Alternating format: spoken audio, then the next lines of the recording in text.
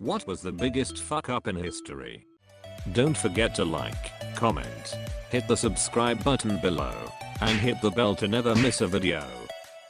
The Emu War, I can't link it, I'm on mobile, but it was basically the Australian army fighting the dreaded emu with machine guns, and the soldiers couldn't stop the constant emu assault. Like, how do you fuck up that much? Your soldiers.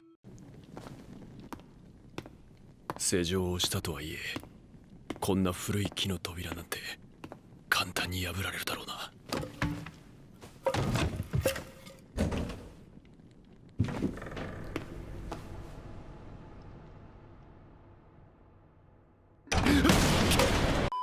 Mao ordering the mass killing of birds because he thought they would eat the corn off the farms and compromise the harvest. Perfectly balanced, this whole thing should be. In the end, the lack of birds lead to an explosive growth in parasite populations that destroyed the harvest completely in some areas. What followed was a massive famine killing millions. What did it cost? Everything. When Ronald Wayne sold his 10% stake in Apple for $800. Do it. That would be worth $35 billion today. In 2003, a lost hunter let a signal flare near San Diego. The flare started a fire that would later spread to become the biggest one in the history of California.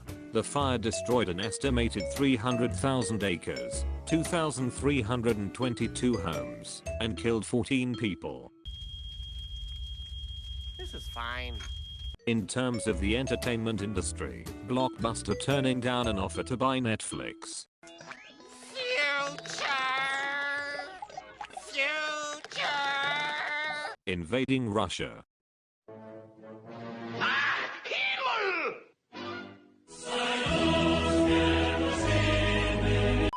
1666 Great Fire of London.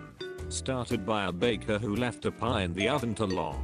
Perhaps the bigger fuck-up was that most of the buildings were made of wood and built very close together. Did it, Patrick! We saved the city! That grad student who killed the world's oldest tree trying to measure its age.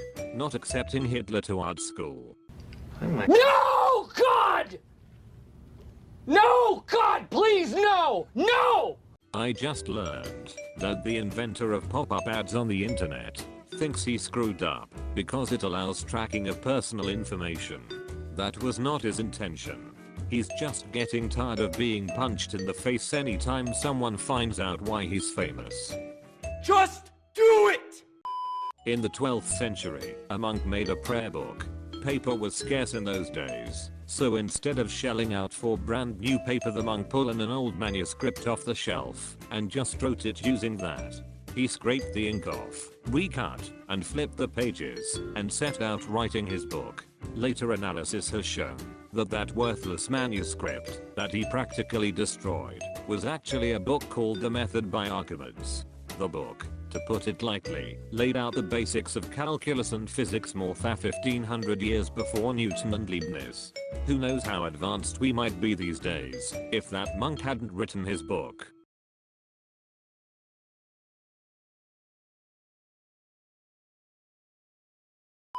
Introducing rabbits to Australia. Some jackass released a few in 1857 so that he could hunt them for sport. The hardest choices require the strongest wills. Obviously nobody had the birds and bees, but especially rabbits conversation with this guy. If we are talking introduced species, let's not forget the cane toad. In the middle 1800s, a South African Xhosa woman, non-Koyus, prophesied that her tribe would receive divine powers if they obeyed the spirits of her ancestors by killing all of their cattle and destroying their crops. Just do it! Don't let your dreams be dreams. After realizing that they had destroyed their food source, around 78,000 Xhosa tribe members starved due to the resulting famine. I would have eaten non-Koyus. What did it cost? Everything. Outside of political moves, probably the time Western Union told Alexander Graham Bell to f*** off with his toy, the telephone. They offered the patent to Wu for $100,000, around $2 million today, and 2 years later Wu's president regretted it, saying if he could buy it for $25 million, around $550 million today, it would be a bargain. Bell went on to start what would be American Telephone and Telegraph, AT&T.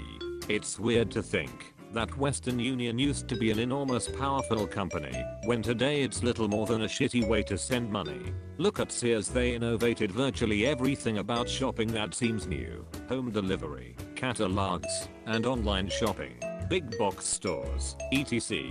And then in 2008 they got bought by Kmart. Yes, science! I'd have to say the agent, BTZ virus, it was so strong that the Pentagon couldn't defeat it. It was found on a USB stick in a parking lot. Hey guys, I found this thumb drive in the parking lot. We should plug it into the Pentagon's computers.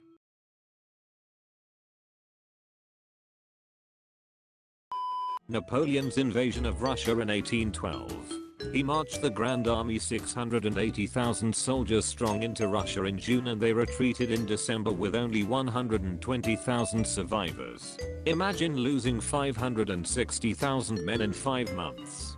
Napoleon, hey, I captured your capital. The rules say that means you must surrender, and I have won the war. Russia, actually we moved our capital to St. Petersburg a few days ago, and burned Moscow to the ground. Never liked it much anyway. Sorry you didn't get the memo, Napoleon. Well, I guess I'll just go home then. Fuck!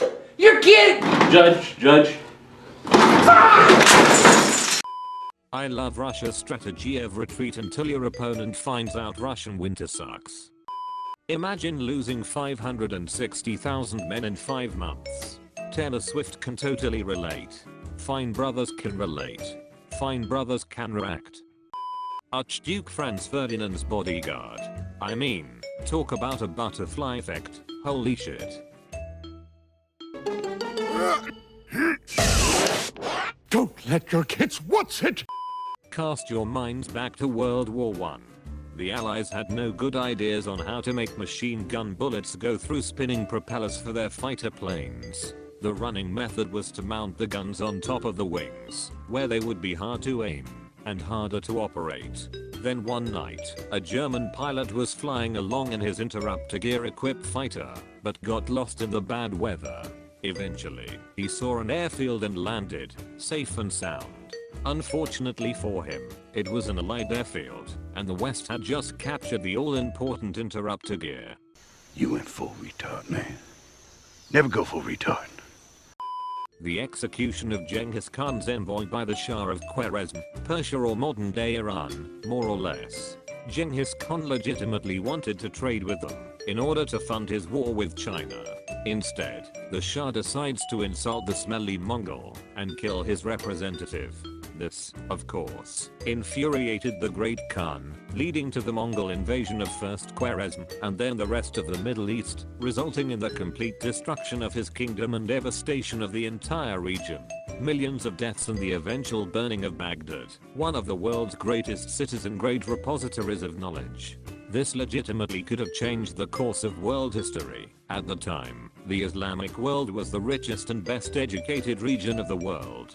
They had the largest cities, the best scientists and artists, and were generally tolerant of other cultures, especially in comparison to Europe at the time.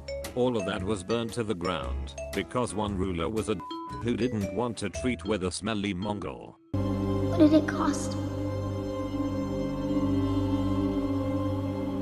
Everything.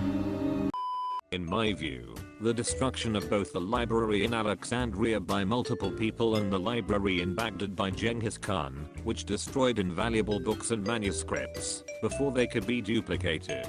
Many satyr plays, Sophocles' works, possibly the recipe for Greek fire, and more are now permanently gone, because empires are greedy for resources. It's time to stop!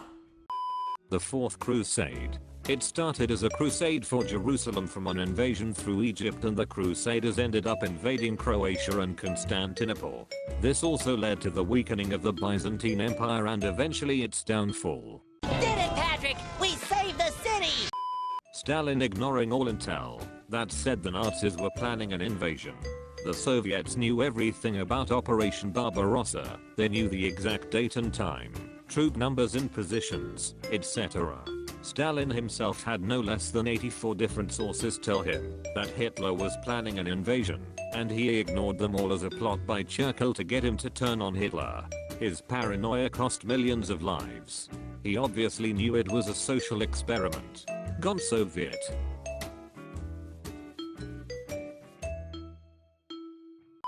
Disbanding the Iraqi army after the USA took over Iraq.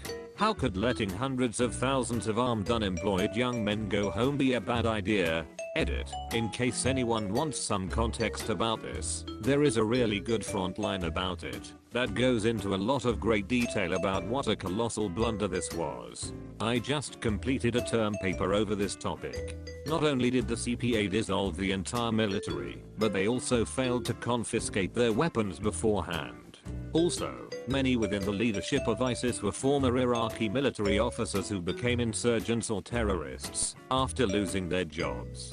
Edit. CPA stands for the Coalition Provisional Authority, the transitional government in Iraq, established by the US. You accountants are off the hook. The war on drugs is even worse for basically all of the same reasons, but instead it has lasted almost 100 years and has cost billions, trillions even, and has ruined millions of lives, usually pointlessly. The fact that there are people who actually don't see this is baffling. The war on drugs is an absolutely massive f***up. The Japanese failed to deliver their declaration of war before the attack on Pearl Harbor.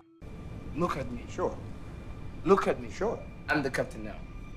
They had hoped the sudden loss of all the Pacific Fleet's battleships would have been enough of a blow to force a negotiated peace, but the feeling of betrayal instead galvanized Americans like nothing before, and saw high school students walking out of class and factory workers walking off the line to go enlist. The US was so incensed the chances of a negotiated peace were killed instantly. Also, the ships lost during the attack were old, so the newly built ships to replace them were all state of the art, and thus better than the Japanese fleet.